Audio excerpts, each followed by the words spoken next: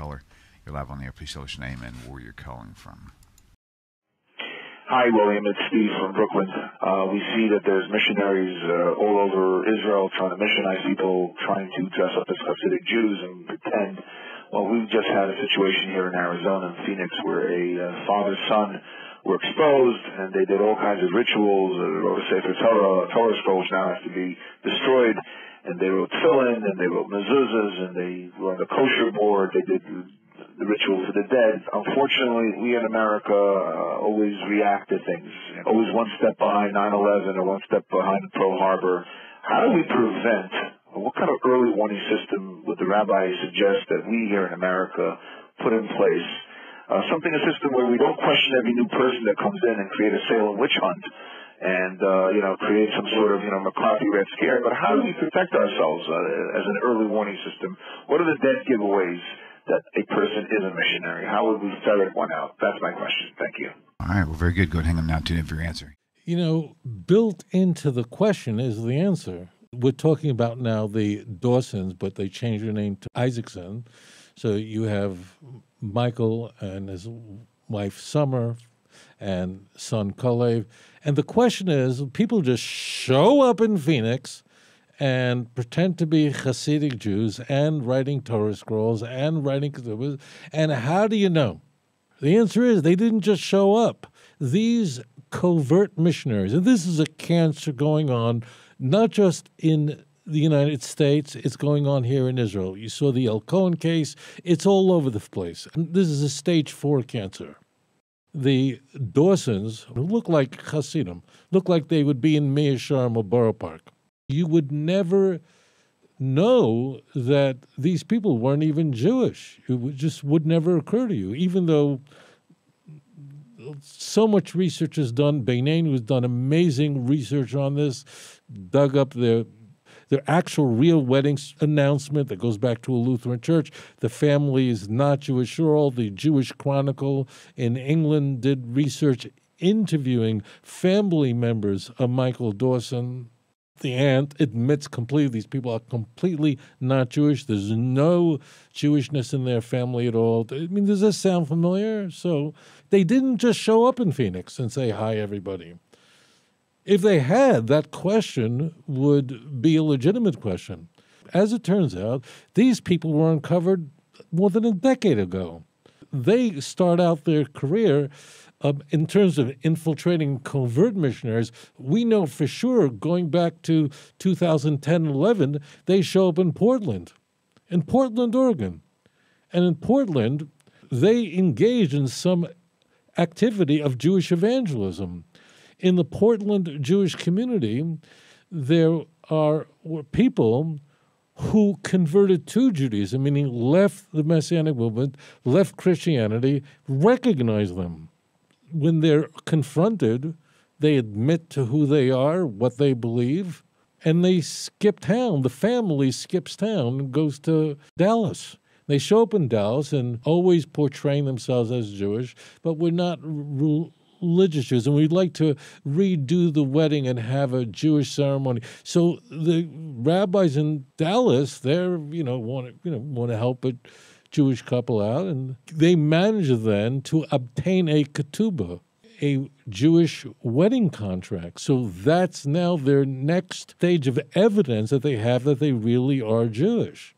Does this sound at all familiar to you? Trying to obtain documents somehow, some way to further support that they're actually Jewish. And then skip town and show up in Houston. They managed to infiltrate the Orthodox Jewish community to a level that's unimaginable, to the point that Michael Dawson is able to be the senior supervisor for the Orthodox Kashrut agency in Houston.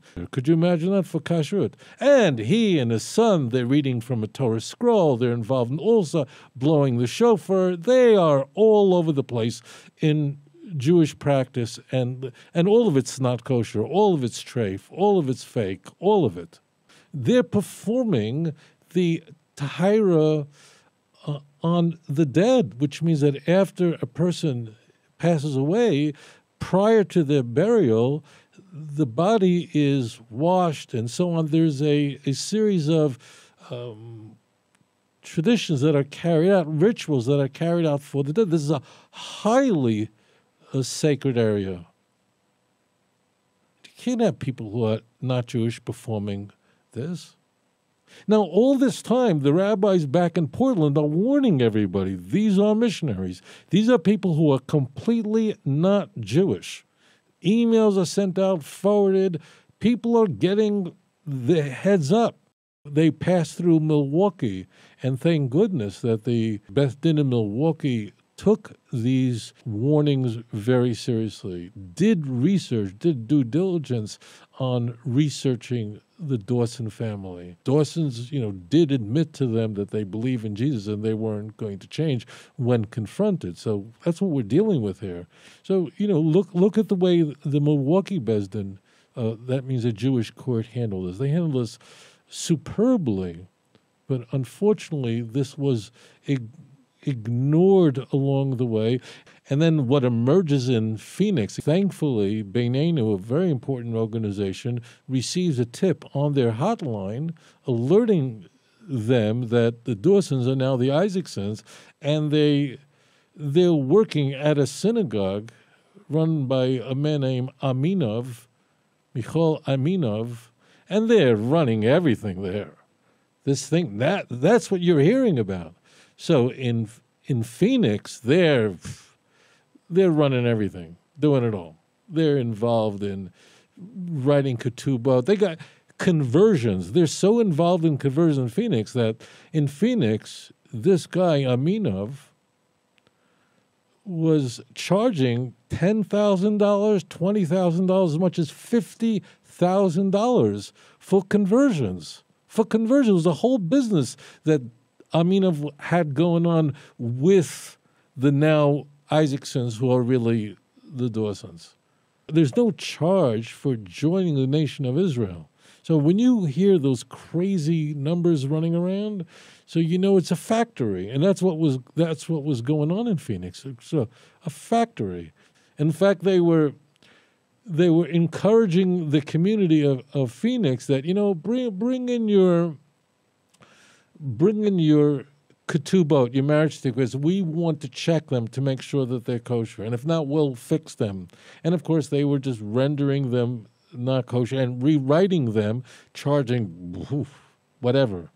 Reading from Torah, blowing shofar, signing on a divorce certificate, being involved in any way in performing a Jewish get. That's the most serious thing of all. That's the most serious thing of all. Because if Christians write a get, sign on a get, the divorce is worthless. It's nothing. Do you know what the consequences of that is? That's much worse than writing a marriage contract or being a witness on a wedding. Even though this is all shocking, the divorce thing is the most zechamur ma'od. This is the most serious matter, because you allow a missionary to be involved in a divorce certificate, being a witness to a divorce certificate, signing on to a divorce certificate, and the couple then believes that they're no longer a couple. The woman then assumes correctly, she's correct to assume, that she's no longer married, and then she marries another man. She's an Ashes Ish. That's adultery. But she doesn't know. But then if she has a baby with that new husband, so that child's a mamzer. You know how serious that matter is? This is earth-shaking. If you're not blown away by this, then nothing will blow away. So what I'm trying to explain is that running a hechsher agency in Houston, that's pretty serious. But the consequences are that you have to make your utensils kosher, and some things can't be made kosher, and you may wind up throwing away your dishwasher and dishes. But now we're talking about very, very serious crimes, very serious. So that's the problem. The problem is people weren't paying attention. People were ignoring the massive amount of evidence that was coming through and just allowing this to go on. Other rabbis in Phoenix were very, very, and I'm putting this mildly, very, very uncomfortable with that whole so-called synagogue that Aminov was running, and certainly wanted to distance themselves from it. But it really did require this massive explosion of information to be released so that finally, people would stand up and say, okay. Now, it is important for you to know that you might think, though, this is a bunch of strange people. We have all these guys. We got Buckles, we got El Cohen, we have Dawson/Isaacson. This is some sort of anomaly. The idea of casting yourself as Jewish and behaving Jewishly when trying to evangelize Jews goes back to the Christian Bible itself. Paul routinely engaged in this sort of behavior, portraying himself as a Pharisee, not any Pharisee, a Pharisee of Pharisees. In 1 Corinthians chapter 9, verse 20, 21, 22, Paul says, this is how you do your evangelism. To the Jew, I become as a Jew, that I may gain the Jews. If I'm not going to Jews, but rather going to people who are not under the law, non-Jews, so I become as one who's not under the law. I can become all things to all men, that by some means I may gain them for Christ. Paul says that I am completely chameleon. Whatever it takes, the ends justifies the means. You just dress up and do up and whatever it happens to be, and whatever it is, whether in pretense truth, the gospel is preached, Philippians chapter 1, verse 18. That means this is not a new idea. The answer to the question is just pay attention. There is an enormous difference between if somebody shows up who appears to be Jewish and you're asked to count that person for a minyan, for a quorum in a synagogue, to slaughtering animals, to being a supervisor in kashrut, to reading a Torah scroll. In Jewish law, you have to certify that these people are known to be Jewish.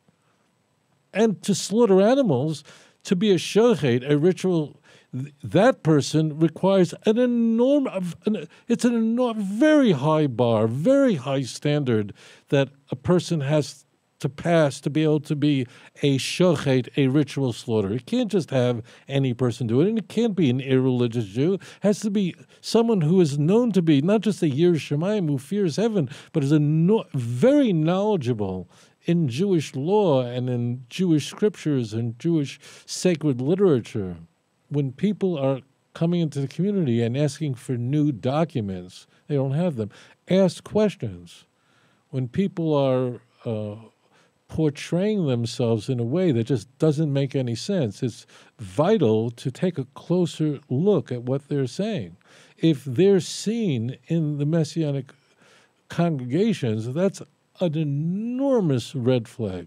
Pay careful attention to that. Don't ignore what people are telling you, because all these cases were known to people, but people somehow went silent, went quiet. And when a Beth Din from another city, when leaders of another city are coming to you and letting you know that, don't ignore that. A disproportionate number of the people who are converting to Judaism today, and the numbers are huge, they're coming through the evangelical Christian world. When these people warn you, take them very seriously. אדון עולם אשר מלך בטרם כל יציר נברא